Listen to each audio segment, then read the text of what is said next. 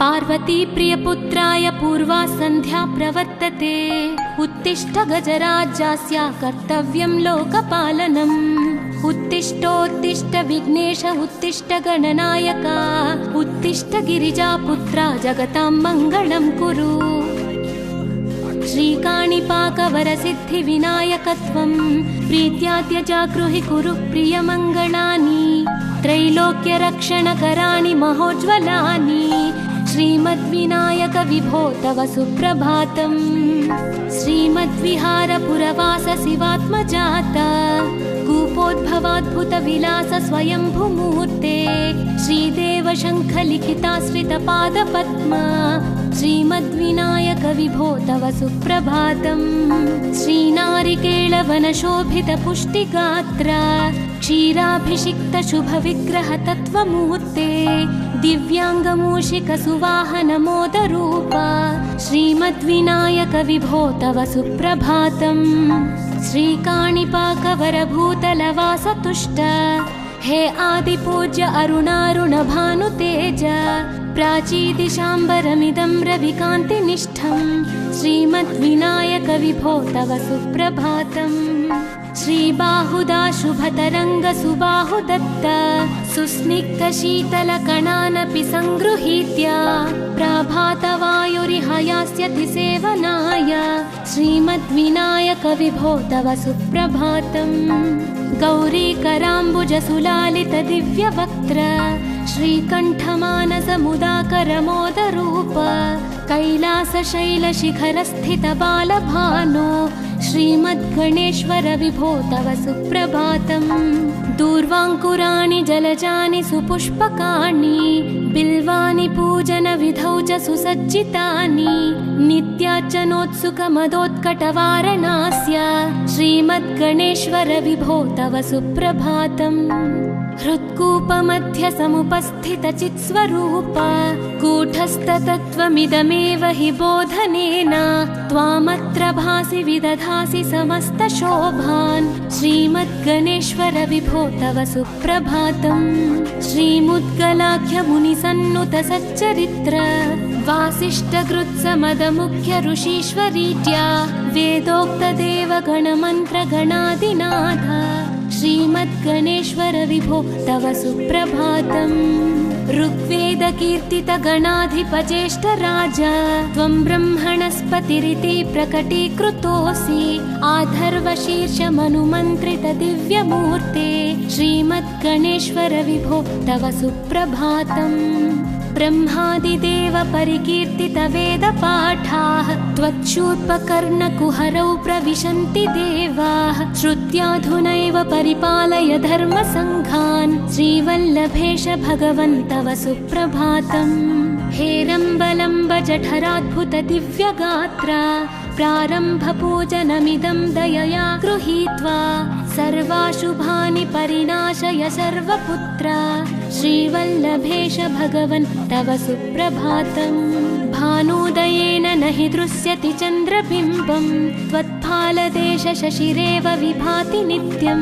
सत्यस्वरूप निगमागम सन्नुताङ्घ्रे श्रीवल्लभेश भगवन् तव सुप्रभातम्। कालाग्निरुद्रसुतकालनियामकत्वं कालानुकूलफलदोऽसि कलामयोऽसि।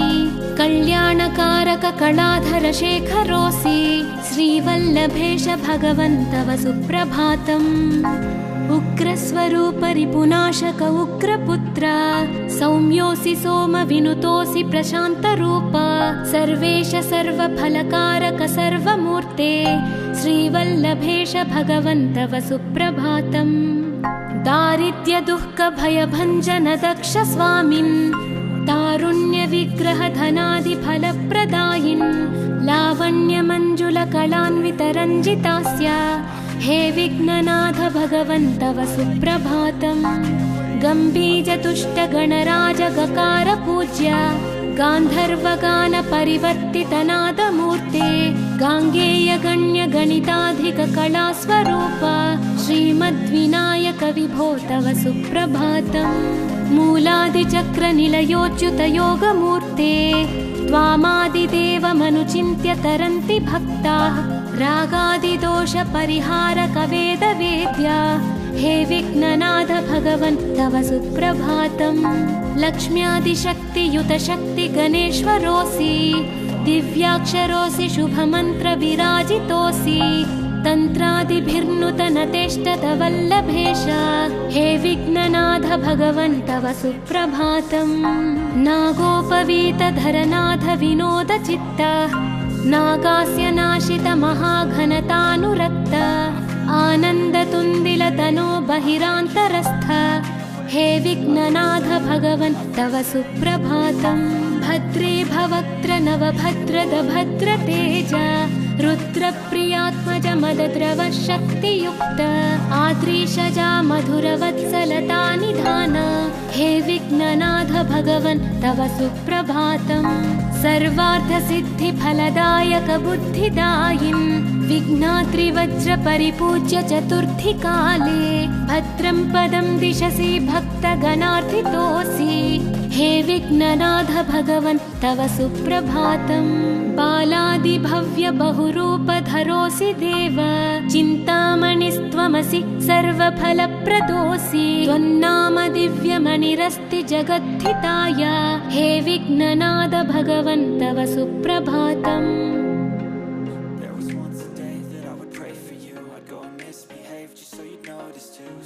Looks up and down from across the room. Damn, what a hell of a view. You look great, I like you. Parvati प्रियपुत्राय पूर्वा सन्ध्या प्रवर्तते उत्तिष्ठ गजराज्यस्य कर्तव्यं लोकपालनम्। उत्तिष्ठोत्तिष्ठ विघ्नेश उत्तिष्ठ गणनायक उत्तिष्ठ गिरिजापुत्रा जगतां मङ्गलं कुरु। श्रीकाणिपाकवरसिद्धिविनायकत्वं प्रीत्याद्यजागृहि कुरु प्रियमङ्गलानि त्रैलोक्यरक्षणकराणि महोज्ज्वलानि श्रीमद्विनायक विभो तव सुप्रभातम्। श्रीमद्विहारपुरवास शिवात्मजात कूपोद्भवाद्भुतविलास स्वयंभूमूर्ते श्रीदेव शङ्खलिखिताश्रितपादपद्मा श्रीमद्विनायक विभो तव सुप्रभातम्। श्रीनारिकेळवनशोभितपुष्टिगात्र क्षीराभिषिक्त शुभविग्रह तत्त्वमूर्ते दिव्याङ्गमूषिकसुवाहनमोदरूप श्रीमद्विनायक विभो तव सुप्रभातम्। श्रीकाणिपाकवरभूतलवासपृष्ठ हे आदिपूज्य अरुणारुणभानुतेज प्राचीदिशाम्बरमिदं रविकान्तिनिष्ठं श्रीमद्विनायक विभो तव सुप्रभातम्। श्रीबाहुदा शुभतरङ्ग सुबाहुदत्त सुस्निग्धशीतलकणानपि सङ्गृहीत्य प्रभातवायुरिहयास्यति सेवनाय श्रीमद्विनायक विभो तव सुप्रभातम्। गौरीकराम्बुजसुलालित दिव्यवक्त्र श्रीकण्ठमानसमुदाकरमोदरूप कैलासशैलशिखरस्थित बालभानो श्रीमद्गणेश्वर विभो तव सुप्रभातम्। दूर्वाङ्कुराणि जलजानि सुपुष्पकाणि बिल्वानि पूजनविधौ च सुसज्जितानि नित्यार्चनोत्सुकमदोत्कटवारणास्य श्रीमद्गणेश्वर विभो तव सुप्रभातम्। हृत्कूपमध्य समुपस्थितचित्स्वरूप कूटस्थतत्त्वमिदमेव हि बोधनेन त्वामत्र भासि विदधासि समस्तशोभान् श्रीमद्गणेश्वर विभो तव सुप्रभातम्। श्रीमुद्गलाख्यमुनिसन्नुत सच्चरित्र वासिष्ठकृत्समदमुख्य ऋषीश्वरीत्या वेदोक्तदेवगणमन्त्रगणादिनाथ श्रीमद्गणेश्वर विभो तव सुप्रभातम्। ऋग्वेदकीर्तितगणाधिपचेष्टराज त्वं ब्रह्मणस्पतिरिति प्रकटीकृतोऽसि आधर्वशीर्षमनुमन्त्रित दिव्यमूर्ते श्रीमद्गणेश्वर विभो तव सुप्रभातम्। ब्रह्मादिदेव परिकीर्तितवेदपाठाः त्वच्छूर्पकर्णकुहरौ प्रविशन्ति देवाः श्रुत्याधुनैव परिपालय धर्मसङ्घान् श्रीवल्लभेश भगवन् तव सुप्रभातम्। हेरम्बलम्ब जठराद्भुत दिव्यगात्रा प्रारम्भपूजनमिदं दयया गृहीत्वा सर्वाशुभानि परिनाशय सर्वपुत्रा श्रीवल्लभेश भगवन् तव सुप्रभातम्। भानोदयेन न हि दृश्यति चन्द्रबिम्बं त्वत्फालदेश शशिरेव विभाति नित्यं सत्यस्वरूप निगमागमसन्नुताङ्घ्रे श्रीवल्लभेश भगवन् तव सुप्रभातम्। कालाग्निरुद्रसुतकालनियामकत्वं कालानुकूलफलदोऽसि कलामयोऽसि कल्याणकारक कलाधर शेखरोऽसि श्रीवल्लभेश भगवन् तव सुप्रभातम्। उग्रस्वरूप रिपुनाशक उग्रपुत्र सौम्योऽसि सोमविनुतोऽसि प्रशान्तरूप सर्वेश सर्वफलकारक सर्वमूर्ते श्रीवल्लभेश भगवन् तव सुप्रभातम्। दारिद्र्य दुःख भयभञ्जन दक्ष स्वामिन् तारुण्य विग्रह धनादि फलप्रदायिन् लावण्य मंजुल कलान्वित रञ्जितास्य हे विघ्ननाथ भगवन् तव सुप्रभातम्। गम्भीर तुष्ट गणराज गकार पूज्य गान्धर्वगान परिवर्तित नादमूर्ते गाङ्गेय गण्य गणिताधिक कलास्वरूप श्रीमद्विनायक विभो तव सुप्रभातम्। मूलादिचक्र निलयोच्युत योगमूर्ते त्वामादिदेवमनुचिन्त्य तरन्ति भक्ताः रागादिदोष परिहारक वेदवेद्य हे विघ्ननाथ भगवन् तव सुप्रभातम्। लक्ष्म्यादिशक्तियुत शक्ति गणेश्वरोऽसि दिव्याक्षरोऽसि शुभमन्त्र विराजितोऽसि तन्त्रादिभिर्नुतन तेष्टत वल्लभेश हे विघ्ननाथ भगवन् तव सुप्रभातम्। नागोपवीत धरनाथ विनोद चित्त नागास्य नाशित महाघनतानुरक्त आनन्द तुन्दिल तनो बहिरान्तरस्थ हे विघ्ननाथ भगवन् तव सुप्रभातम्। भद्रे भवक्त्र नवभद्रद भद्र तेज रुद्रप्रियात्मज मदद्रव शक्तियुक्त आद्रीशजा मधुरवत्सलता निधान हे विघ्ननाथ भगवन् तव सुप्रभातम्।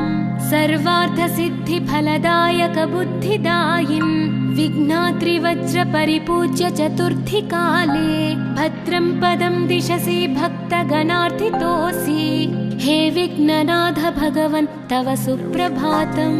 बालादिभव्य बहुरूपधरोऽसि देव चिन्तामणिस्त्वमसि सर्वफलप्रदोऽसि त्वन्नाम दिव्यमणिरस्ति जगद्धिताय हे विघ्ननाथ भगवन् तव सुप्रभातम्।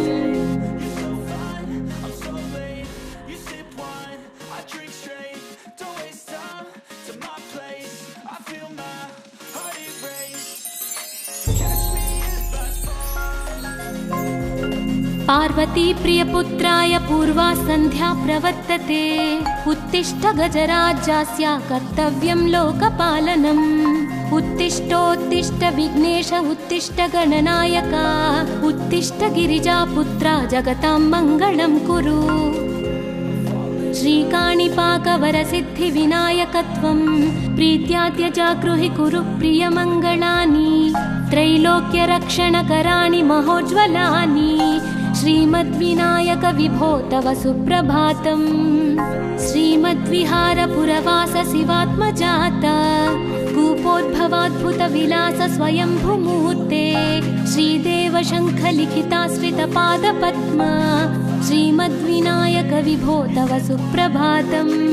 श्रीनारिकेळवनशोभित पुष्टिगात्र क्षीराभिषिक्त शुभविग्रह तत्त्वमूर्ते दिव्याङ्गमूषिक सुवाहन मोदरूप श्रीमद्विनायक विभो तव सुप्रभातम्। श्रीकाणिपाकवरभूतलवासतुष्ट हे आदिपूज्य अरुणारुण भानुतेज प्राचीदिशाम्बरमिदं रविकान्तिनिष्ठं श्रीमद्विनायकविभो तव सुप्रभातम्। श्रीबाहुदाशुभतरङ्गसुबाहुदत्त सुस्निग्धशीतलकणानपि सङ्गृहीत्य प्रभातवायुरिहयास्यति सेवनाय श्रीमद्विनायकविभो तव सुप्रभातम्। गौरीकराम्बुजसुलालितदिव्यवक्त्र श्रीकण्ठमानसमुदाकरमोदरूप कैलासशैलशिखरस्थितबालभानो श्रीमद्गणेश्वर विभो तव सुप्रभातम्। दूर्वाङ्कुराणि जलजानि सुपुष्पकाणि बिल्वानि पूजनविधौ च सुसज्जितानि नित्यार्चनोत्सुकमदोत्कटवारणास्य श्रीमद्गणेश्वर विभो तव सुप्रभातम्। हृत्कूपमध्यसमुपस्थितचित्स्वरूप कूटस्थतत्त्वमिदमेव हि बोधनेन त्वामत्र भासि विदधासि समस्तशोभान् श्रीमद्गणेश्वर विभो तव सुप्रभातम्। श्रीमुद्गलाख्यमुनिसन्नुतसच्चरित्र वासिष्ठकृत्समदमुख्य ऋषीश्वरीज्या वेदोक्तदेवगणमन्त्रगणादिनाथ श्रीमद्गणेश्वर विभो तव सुप्रभातम्। ऋग्वेदकीर्तितगणाधिपचेष्टराज त्वं ब्रह्मणस्पतिरिति प्रकटीकृतोऽसि आधर्वशीर्षमनुमन्त्रितदिव्यमूर्ते श्रीमद्गणेश्वर विभो तव सुप्रभातम्। ब्रह्मादिदेव परिकीर्तितवेदपाठाः त्वच्छूर्पकर्णकुहरौ प्रविशन्ति देवाः श्रुत्याधुनैव परिपालय धर्मसङ्घान् श्रीवल्लभेश भगवन् तव सुप्रभातम्। हेरम्बलम्ब जठराद्भुत दिव्यगात्र प्रारम्भपूजनमिदं दयया गृहीत्वा सर्वाशुभानि परिनाशय सर्वपुत्र श्रीवल्लभेश भगवन् तव सुप्रभातम्। भानोदयेन न हि दृश्यति चन्द्रबिम्बं त्वत्फालदेश शशिरेव विभाति नित्यं सत्यस्वरूप निगमागमसन्नुताङ्घ्रे श्रीवल्लभेश भगवन् तव सुप्रभातम्। कालाग्निरुद्रसुतकालनियामकत्वम् कालानुकूलफलदोऽसि कलामयोऽसि कल्याणकारककलाधरशेखरोऽसि श्रीवल्लभेश भगवन् तव सुप्रभातम्। उग्रस्वरूपरिपुनाशक उग्रपुत्र सौम्योऽसि सोमविनुतोऽसि प्रशान्तरूप सर्वेश सर्वफलकारक सर्वमूर्ते श्रीवल्लभेश भगवन् तव सुप्रभातम्। दारिद्र्यदुःखभयभञ्जन दक्ष स्वामिन् तारुण्यविग्रहधनादिफलप्रदायिन् लावण्यमञ्जुलकलान्वितरञ्जितास्य हे विघ्ननाथ भगवन् तव सुप्रभातम्।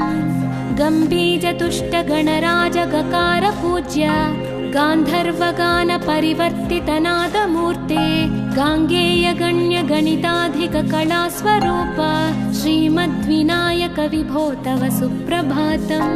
मूलादिचक्रनिलयोच्युतयोगमूर्ते त्वामादिदेवमनुचिन्त्य तरन्ति भक्ताः रागादिदोषपरिहारकवेदवेद्या हे विघ्ननाथ भगवन् तव सुप्रभातम्। लक्ष्म्यादिशक्तियुतशक्तिगणेश्वरोऽसि दिव्याक्षरोऽसि शुभमन्त्रविराजितोऽसि तन्त्रादिभिर्नुतनतेष्टतवल्लभेश हे विघ्ननाथ भगवन् तव सुप्रभातम्। नागोपवीतधरनाथ विनोदचित्त नागास्य नाशित महाघनतानुरक्त आनन्दतुन्दिलतनो बहिरान्तरस्थ हे विघ्ननाथ भगवन् तव सुप्रभातम्। भद्रे भवक्त्र नवभद्रद भद्रतेज रुद्रप्रियात्मज मदद्रव शक्तियुक्त आद्रीशजा मधुरवत्सलता निधान हे विघ्ननाथ भगवन् तव सुप्रभातम्। सर्वार्थसिद्धिफलदायक बुद्धिदायिन् विघ्नाद्रिवज्रपरिपूज्य चतुर्थी काले भद्रं पदं दिशसि भक्तगणार्थितोऽसि हे विघ्ननाथ भगवन् तव सुप्रभातम् बालादिभव्य बहुरूपधरोऽसि देव चिन्तामणिस्त्वमसि सर्वफलप्रदोऽसि त्वन्नाम दिव्यमणिरस्ति जगद्धिताय हे विघ्ननाथ भगवन् तव सुप्रभातम्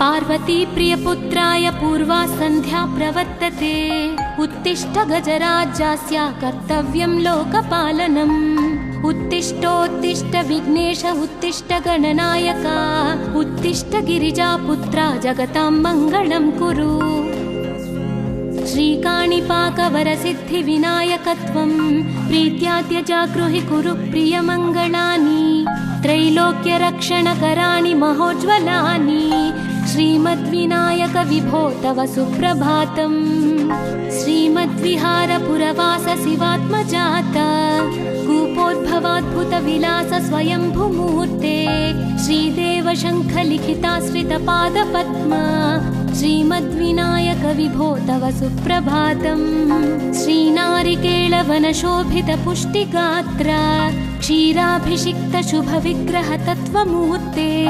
दिव्याङ्गमूषिकसुवाहनमोदरूपा श्रीमद्विनायक विभो तव सुप्रभातम् श्रीकाणिपाकवरभूतलवासतुष्ट हे आदिपूज्य अरुणारुणभानुतेज प्राचीदिशाम्बरमिदं रविकान्तिनिष्ठं श्रीमद्विनायक विभो तव सुप्रभातम् श्रीबाहुदा शुभतरङ्गसुबाहुदत्त सुस्निग्धशीतलकणानपि सङ्गृहीत्य प्रभातवायुरिह यास्यति सेवनाय श्रीमद्विनायक विभो तव सुप्रभातम् गौरीकराम्बुजसुलालितदिव्यवक्त्र श्रीकण्ठमानसमुदाकरमोदरूप कैलासशैलशिखरस्थितबालभानो श्रीमद्गणेश्वर विभो तव सुप्रभातम् दूर्वाङ्कुराणि जलजानि सुपुष्पकाणि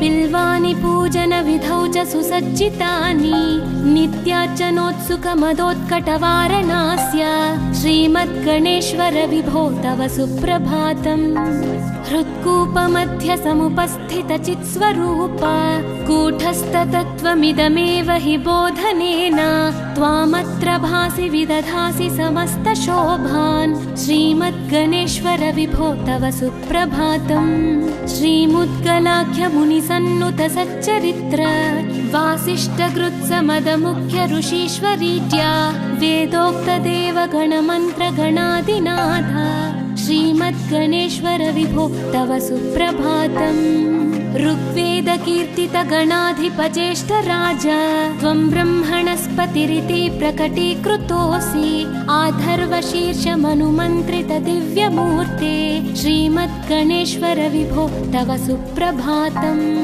ब्रह्मादिदेव परिकीर्तितवेदपाठाः त्वच्छूर्पकर्णकुहरौ प्रविशन्ति देवाः श्रुत्याधुनैव परिपालय धर्मसङ्घान् श्रीवल्लभेश भगवन् तव सुप्रभातम् हेरम्बलम्ब जठराद्भुत दिव्यगात्रा प्रारम्भपूजनमिदं दयया गृहीत्वा सर्वाशुभानि परिनाशय सर्वपुत्र श्रीवल्लभेश भगवन् तव सुप्रभातम् भानुदयेन न हि दृश्यति चन्द्रबिम्बं त्वत्फालदेश शशिरेव विभाति नित्यं सत्यस्वरूप निगमागमसन्नुताङ्घ्रे श्रीवल्लभेश भगवन् तव सुप्रभातम् कालाग्निरुद्रसुतकालनियामकत्वं कालानुकूलफलदोऽसि कलामयोऽसि कल्याणकारक कलाधरशेखरोऽसि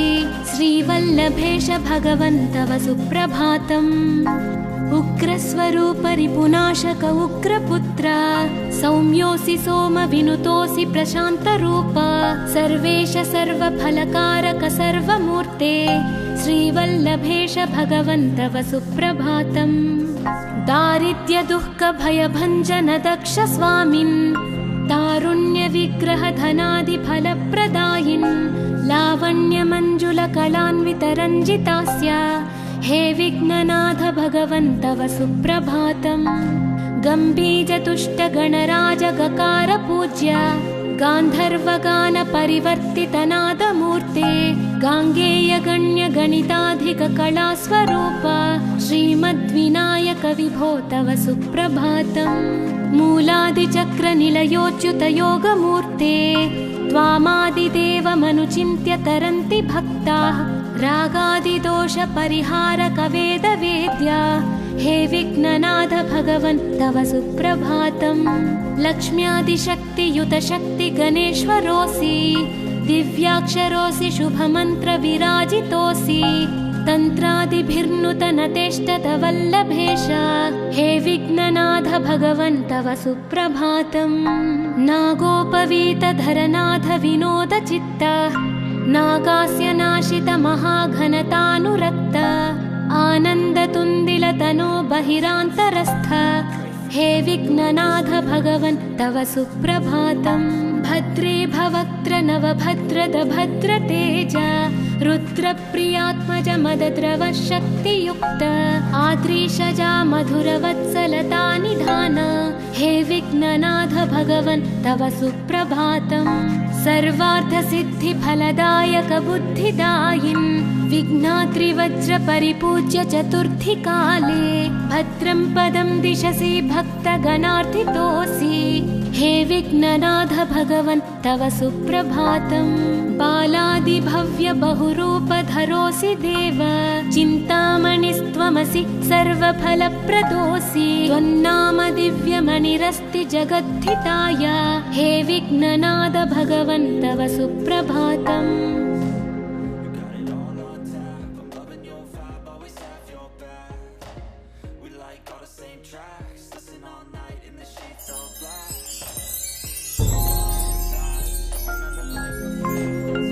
पार्वती प्रियपुत्राय पूर्वा सन्ध्या प्रवर्तते उत्तिष्ठ गजराज्यस्य कर्तव्यं लोकपालनम्। उत्तिष्ठोत्तिष्ठ विघ्नेश उत्तिष्ठ गणनायक उत्तिष्ठ गिरिजापुत्रा जगतां मङ्गलं कुरु।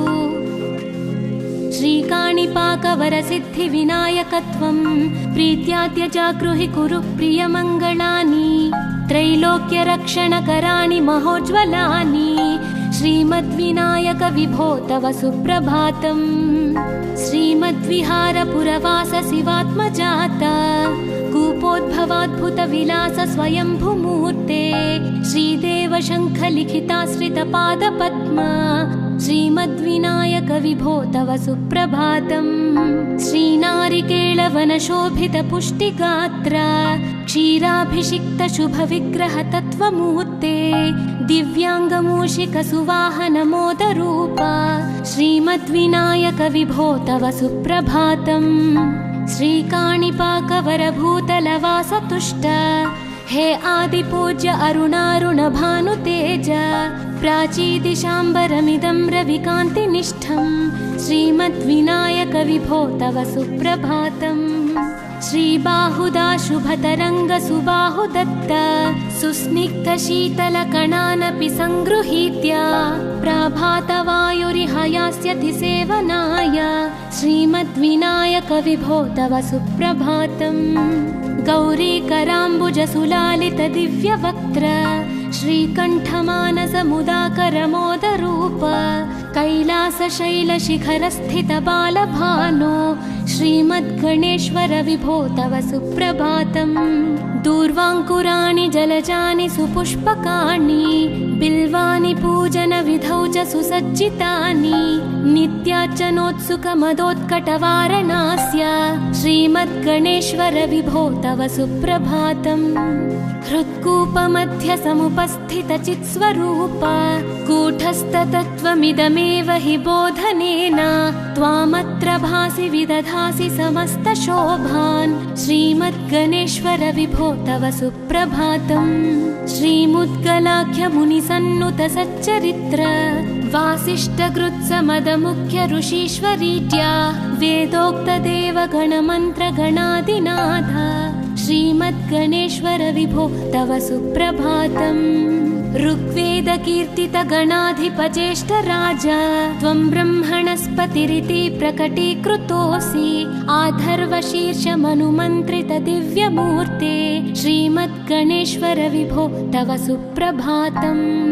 ब्रह्मादिदेव परिकीर्तित वेदपाठाः त्वच्छूर्पकर्णकुहरौ प्रविशन्ति देवाः श्रुत्याधुनैव परिपालय धर्मसङ्घान् श्रीवल्लभेश भगवन् तव सुप्रभातम्। हेरम्बलम्ब जठराद्भुत दिव्यगात्रा प्रारम्भपूजनमिदं दयया गृहीत्वा सर्वाशुभानि परिनाशय सर्वपुत्रा श्रीवल्लभेश भगवन् तव सुप्रभातम्। भानुदयेन न हि दृश्यति चन्द्रबिम्बं त्वत्फालदेश शशिरेव विभाति नित्यं सत्यस्वरूप निगमागमसन्नुताङ्घ्रे श्रीवल्लभेश भगवन् तव सुप्रभातम्। कालाग्निरुद्रसुतकालनियामकत्वं कालानुकूलफलदोऽसि कलामयोऽसि कल्याणकारक कलाधर शेखरोऽसि श्रीवल्लभेश भगवन् तव सुप्रभातम्। उग्रस्वरूप रिपुनाशक उग्रपुत्र सौम्योऽसि सोमविनुतोऽसि प्रशान्तरूप सर्वेश सर्वफलकारक सर्वमूर्ते श्रीवल्लभेश भगवन् तव सुप्रभातम्। दारिद्र्य दुःख भयभञ्जन दक्ष स्वामिन् तारुण्य विग्रह धनादि फलप्रदायिन् लावण्य मंजुल कलान्वित रञ्जितास्य हे विघ्ननाथ भगवन् तव सुप्रभातम्। गम्भीर तुष्ट गणराज गकार पूज्य गान्धर्वगान परिवर्तित नादमूर्ते गाङ्गेय गण्य गणिताधिक कलास्वरूप श्रीमद्विनायक विभो तव सुप्रभातम्। मूलादिचक्र निलयोच्युत योगमूर्ते त्वामादिदेवमनुचिन्त्य तरन्ति भक्ताः रागादिदोष परिहारक वेदवेद्या हे विघ्ननाथ भगवन् तव सुप्रभातम्। लक्ष्म्यादिशक्तियुत शक्ति गणेश्वरोऽसि दिव्याक्षरोऽसि शुभमन्त्र विराजितोऽसि तन्त्रादिभिर्नुत नतेष्टत वल्लभेश हे विघ्ननाथ भगवन् तव सुप्रभातम्। नागोपवीत धरनाथ विनोद चित्त नागास्य नाशित महाघनतानुरक्त आनन्दतुन्दिल तनो बहिरान्तरस्थ हे विघ्ननाथ भगवन् तव सुप्रभातम्।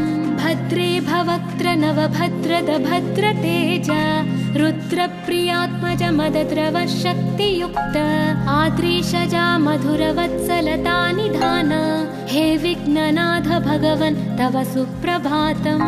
सर्वार्थसिद्धिफलदायक बुद्धिदायिन् विघ्नाद्रिवज्र परिपूज्य चतुर्थी काले भद्रं पदं दिशसि भक्तगणार्थितोऽसि हे विघ्ननाथ भगवन् तव सुप्रभातम्।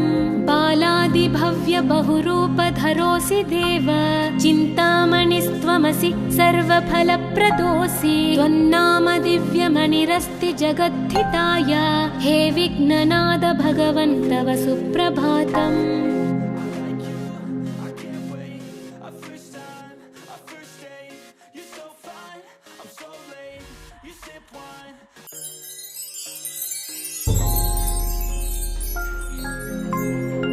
पार्वती प्रियपुत्राय पूर्वा सन्ध्या प्रवर्तते उत्तिष्ठ गजराज्यस्य कर्तव्यं लोकपालनम्। उत्तिष्ठोत्तिष्ठ विघ्नेश उत्तिष्ठ गणनायक उत्तिष्ठ गिरिजापुत्रा जगतां मङ्गलं कुरु। श्रीकाणिपाकवरसिद्धिविनायकत्वं प्रीत्याद्यजागृहि कुरु प्रियमङ्गलानि त्रैलोक्यरक्षणकराणि महोज्ज्वलानि श्रीमद्विनायक विभो तव सुप्रभातम्। श्रीमद्विहारपुरवास शिवात्मजाता कूपोद्भवाद्भुत विलास स्वयंभूमूर्ते श्रीदेव शङ्खलिखिताश्रितपादपद्मा श्रीमद्विनायक विभो तव सुप्रभातम्। श्रीनारिकेळवनशोभितपुष्टिगात्र क्षीराभिषिक्तशुभविग्रहतत्त्वमूर्ते दिव्याङ्गमूषिकसुवाहनमोदरूप श्रीमद्विनायक विभो तव सुप्रभातम्। श्रीकाणिपाकवरभूतलवासतुष्ट हे आदिपूज्य अरुणारुणभानुतेज प्राचीदिशाम्बरमिदं रविकान्तिनिष्ठं श्रीमद्विनायक विभो तव सुप्रभातम्। श्रीबाहुदा शुभतरङ्गसुबाहुदत्त सुस्निग्धशीतलकणानपि सङ्गृहीत्य प्रभातवायुरिह यास्यति सेवनाय श्रीमद्विनायक विभो तव सुप्रभातम्। गौरीकराम्बुजसुलालितदिव्यवक्त्र श्रीकण्ठमानसमुदाकरमोदरूप कैलासशैलशिखरस्थितबालभानो श्रीमद्गणेश्वर विभो तव सुप्रभातम्। दूर्वाङ्कुराणि जलजानि सुपुष्पकाणि बिल्वानि पूजनविधौ च सुसज्जितानि नित्यार्चनोत्सुकमदोत्कटवारणास्य श्रीमद्गणेश्वर विभो तव सुप्रभातम्। हृत्कूपमध्यसमुपस्थितचित्स्वरूप कूटस्थतत्त्वमिदमेव हि बोधनेन त्वामत्र भासि विदधासि समस्तशोभान् श्रीमद्गणेश्वर विभो तव सुप्रभातम्। श्रीमुद्गलाख्यमुनिसन्नुतसच्चरित्र वासिष्ठकृत्समदमुख्य ऋषीश्वरीत्या वेदोक्तदेवगणमन्त्रगणादिनाथ श्रीमद्गणेश्वर विभो तव सुप्रभातम्। ऋग्वेदकीर्तितगणाधिपज्येष्ठराज त्वं ब्रह्मणस्पतिरिति प्रकटीकृतोऽसि आधर्वशीर्षमनुमन्त्रितदिव्यमूर्ते श्रीमद्गणेश्वर विभो तव सुप्रभातम्। ब्रह्मादिदेव परिकीर्तितवेदपाठाः त्वच्छूर्पकर्णकुहरौ प्रविशन्ति देवाः श्रुत्याधुनैव परिपालय धर्मसङ्घान् श्रीवल्लभेश भगवन् तव सुप्रभातम्। हेरम्बलम्ब जठराद्भुत दिव्यगात्र प्रारम्भपूजनमिदं दयया गृहीत्वा सर्वाशुभानि परिनाशय सर्वपुत्र श्रीवल्लभेश भगवन् तव सुप्रभातम्। भानुदयेन न हि दृश्यति चन्द्रबिम्बं त्वत्फालदेश शशिरेव विभाति नित्यं सत्यस्वरूप निगमागमसन्नुताङ्घ्रे श्रीवल्लभेश भगवन् तव सुप्रभातम्। कालाग्निरुद्रसुतकालनियामकत्वं कालानुकूलफलदोऽसि कलामयोऽसि कल्याणकारक कलाधरशेखरोऽसि श्रीवल्लभेश भगवन् तव सुप्रभातम्। उग्रस्वरूप रिपुनाशक उग्रपुत्र सौम्योऽसि सोमविनुतोऽसि प्रशान्तरूप सर्वेश सर्वफलकारक सर्वमूर्ते श्रीवल्लभेश भगवन् तव सुप्रभातम्। दारिद्र्यदुःखभयभञ्जन दक्ष स्वामिन् तारुण्यविग्रहधनादिफलप्रदायिन् लावण्यमञ्जुलकलान्वितरञ्जितास्य हे विघ्ननाथ भगवन् तव सुप्रभातम्। गम्भीजतुष्टगणराजगकार पूज्य गान्धर्वगानपरिवर्तितनादमूर्ते गाङ्गेयगण्यगणिताधिककलास्वरूप श्रीमद्विनायक विभो तव सुप्रभातम्। मूलादिचक्रनिलयोच्युतयोगमूर्ते त्वामादिदेवमनुचिन्त्य तरन्ति भक्ताः रागादिदोषपरिहारकवेदवेद्या हे विघ्ननाथ भगवन् तव सुप्रभातम्। लक्ष्म्यादिशक्तियुतशक्तिगणेश्वरोऽसि दिव्याक्षरोऽसि शुभमन्त्रविराजितोऽसि तन्त्रादिभिर्नुतनतेष्टतवल्लभेश हे विघ्ननाथ भगवन् तव सुप्रभातम्। नागोपवीतधरनाथ विनोदचित्त नागास्य नाशित महाघनतानुरक्त आनन्दतुन्दिलतनो बहिरान्तरस्थ हे विघ्ननाथ भगवन् तव सुप्रभातम्। भद्रे भवक्त्र नवभद्रद भद्रतेज रुद्र रुद्रप्रियात्मज मदद्रव शक्तियुक्त आद्रीशजा मधुरवत्सलता निधान हे विघ्ननाथ भगवन् तव सुप्रभातम् सर्वार्थसिद्धिफलदायक बुद्धिदायिन् विघ्नात्रिवज्र परिपूज्य चतुर्थी काले भद्रं पदं दिशसि भक्तगणार्थितोऽसि हे विघ्ननाथ भगवन् तव सुप्रभातम् बालादिभव्य बहुरूपधरोऽसि देव चिन्तामणिस्त्वमसि सर्वफलप्रदोऽसि त्वन्नाम दिव्यमणिरस्ति जगद्धिताय हे विघ्ननाथ भगवन् तव सुप्रभातम्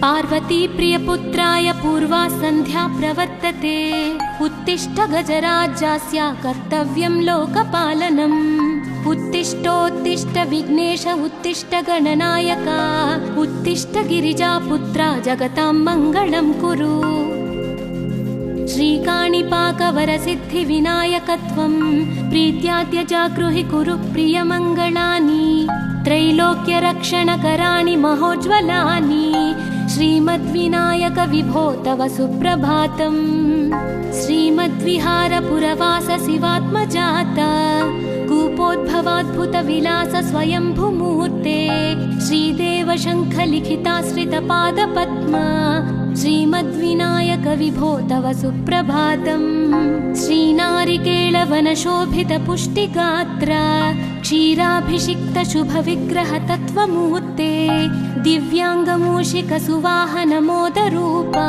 श्रीमद्विनायक विभो तव सुप्रभातम् श्रीकाणिपाकवरभूतलवासतुष्ट हे आदिपूज्य अरुणारुण भानुतेज प्राचीदिशाम्बरमिदं रविकान्तिनिष्ठम् श्रीमद्विनायक विभो तव सुप्रभातम् श्रीबाहुदा शुभतरङ्ग सुबाहुदत्त सुस्निग्ध शीतलकणानपि सङ्गृहीत्य प्रभातवायुरिहयास्यति सेवनाय श्रीमद्विनायक विभो तव सुप्रभातम् गौरीकराम्बुजसुलालित दिव्यवक्त्र श्रीकण्ठमानसमुदाकरमोदरूप कैलासशैलशिखरस्थित बालभानो श्रीमद्गणेश्वर विभो तव सुप्रभातम् दूर्वाङ्कुराणि जलजानि सुपुष्पकाणि बिल्वानि पूजनविधौ च सुसज्जितानि नित्यार्चनोत्सुकमदोत्कटवारणास्य श्रीमद्गणेश्वर विभो तव सुप्रभातम् हृत्कूपमध्य समुपस्थितचित्स्वरूप कूटस्थतत्त्वमिदमेव हि बोधनेन त्वामत्र भासि विदधासि समस्तशोभान् श्रीमद्गणेश्वर विभो तव सुप्रभातम् श्रीमुद्गलाख्यमुनिसन्नुत सच्चरित्र वासिष्ठकृत्समदमुख्य ऋषीश्वरीड्या वेदोक्तदेवगणमन्त्रगणादिनाथ श्रीमद्गणेश्वर विभो तव सुप्रभातम् ऋग्वेदकीर्तितगणाधिपज्येष्ठराज त्वं ब्रह्मणस्पतिरिति प्रकटीकृतोऽसि आधर्वशीर्षमनुमन्त्रित दिव्यमूर्ते श्रीमद्गणेश्वर विभो तव सुप्रभातम् ब्रह्मादिदेव परिकीर्तित वेदपाठाः त्वच्छूर्पकर्णकुहरौ प्रविशन्ति देवाः श्रुत्याधुनैव परिपालय धर्मसङ्घान् श्रीवल्लभेश भगवन् तव सुप्रभातम् हेरम्बलम्ब जठराद्भुत दिव्यगात्रा प्रारम्भपूजनमिदं दयया गृहीत्वा सर्वाशुभानि परिनाशय सर्वपुत्र श्रीवल्लभेश भगवन् तव सुप्रभातम् भानुदयेन न हि दृश्यति चन्द्रबिम्बं त्वत्फालदेश शशिरेव विभाति नित्यं सत्यस्वरूप निगमागमसन्नुताङ्घ्रे श्रीवल्लभेश भगवन् तव सुप्रभातम् कालाग्निरुद्रसुतकालनियामकत्वं कालानुकूलफलदोऽसि कलामयोऽसि कल्याणकारक कलाधर शेखरोऽसि श्रीवल्लभेश भगवन् तव सुप्रभातम् उग्रस्वरूप रिपुनाशक उग्रपुत्र सौम्योऽसि सोमविनुतोऽसि प्रशान्तरूप सर्वेश सर्वफलकारक सर्वमूर्ते श्रीवल्लभेश भगवन् तव सुप्रभातम् दारिद्र्य दुःख भयभञ्जन दक्ष स्वामिन् तारुण्य विग्रह धनादि फलप्रदायिन् लावण्य मंजुल कलान्वित रञ्जितास्य हे विघ्ननाथ भगवन् तव सुप्रभातम् गम्भीर तुष्ट गणराज गकार पूज्य गान्धर्वगान परिवर्तित नादमूर्ते गाङ्गेय गण्य गणिताधिक कलास्वरूप श्रीमद्विनायक विभो तव सुप्रभातम् मूलादिचक्र निलयोच्युत योगमूर्ते त्वामादिदेवमनुचिन्त्य तरन्ति भक्ताः रागादिदोष परिहारक वेदवेद्य हे विघ्ननाथ भगवन्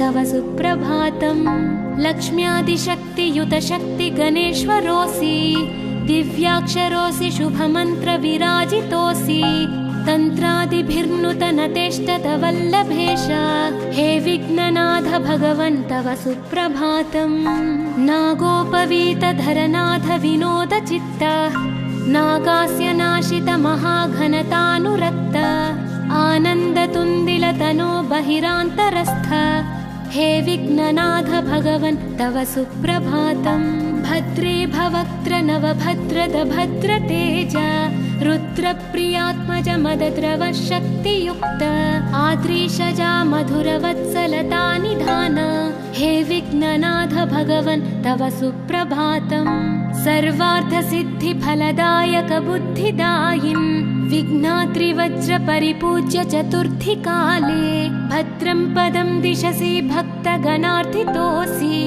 हे विघ्ननाथ भगवन् तव सुप्रभातम् बालादिभव्य बहुरूपधरोऽसि देव चिन्तामणिस्त्वमसि सर्वफलप्रदोऽसि त्वन्नाम दिव्यमणिरस्ति जगद्धिताय हे विघ्ननाथ भगवन् तव सुप्रभातम्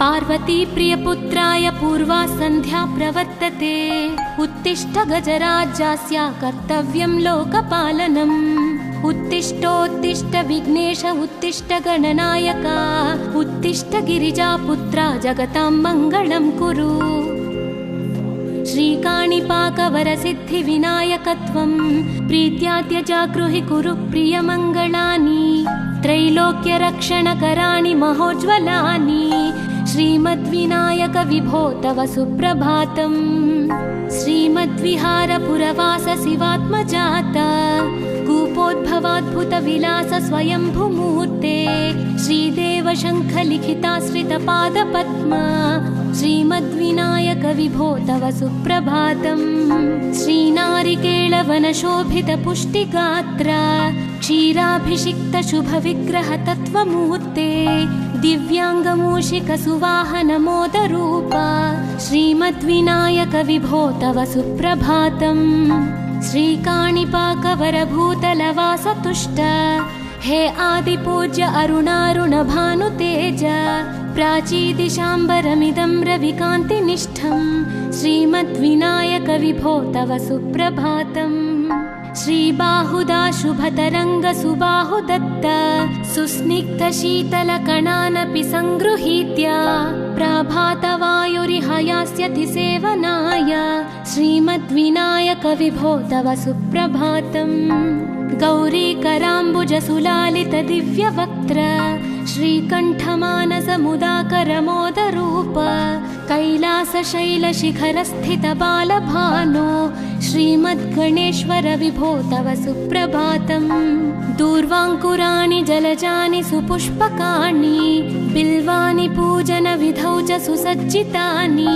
नित्यार्चनोत्सुकमदोत्कटवारणास्य श्रीमद् श्रीमद्गणेश्वर विभो तव सुप्रभातम् हृत्कूपमध्य समुपस्थितचित्स्वरूप कूटस्थतत्त्वमिदमेव हि बोधनेन त्वामत्र भासि विदधासि समस्तशोभान् श्रीमद्गणेश्वर विभो तव सुप्रभातम् श्रीमुद्गलाख्यमुनिसन्नुत सच्चरित्र वासिष्ठकृत्समदमुख्य ऋषीश्वरीत्या वेदोक्तदेवगणमन्त्रगणादिनाथ श्रीमद्गणेश्वर विभो तव सुप्रभातम् ऋग्वेदकीर्तितगणाधिपचेष्ट राजा त्वं ब्रह्मणस्पतिरिति प्रकटीकृतोऽसि आधर्वशीर्षमनुमन्त्रित दिव्यमूर्ते श्रीमद्गणेश्वर विभो तव सुप्रभातम् ब्रह्मादिदेव परिकीर्तित वेदपाठाः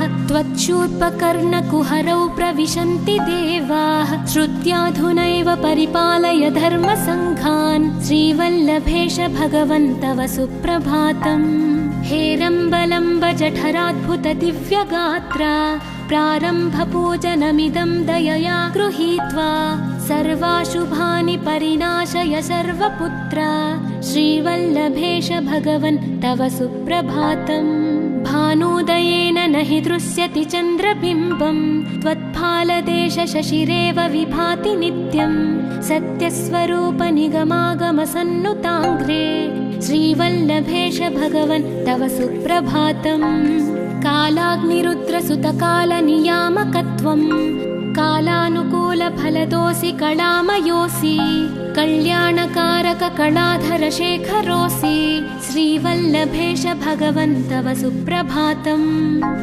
उग्रस्वरूप रिपुनाशक उग्रपुत्र सौम्योऽसि सोमविनुतोऽसि प्रशान्तरूप सर्वेश सर्वफलकारक सर्वमूर्ते श्रीवल्लभेश भगवन् तव सुप्रभातम् दारिद्र्य दुःख भयभञ्जन दक्ष स्वामिन् तारुण्य विग्रह धनादि फलप्रदायिन् लावण्य मंजुल कलान्वित रञ्जितास्य हे विघ्ननाथ भगवन् तव सुप्रभातम् गम्भीर तुष्ट गणराज गकार पूज्य गान्धर्वगान परिवर्तित नादमूर्ते गाङ्गेय गण्य गणिताधिक कला स्वरूप श्रीमद्विनायक विभो तव सुप्रभातम् मूलादिचक्र निलयोच्युत योगमूर्ते त्वामादिदेवमनुचिन्त्य तरन्ति भक्ताः रागादिदोष परिहारक वेदवेद्या हे विघ्ननाथ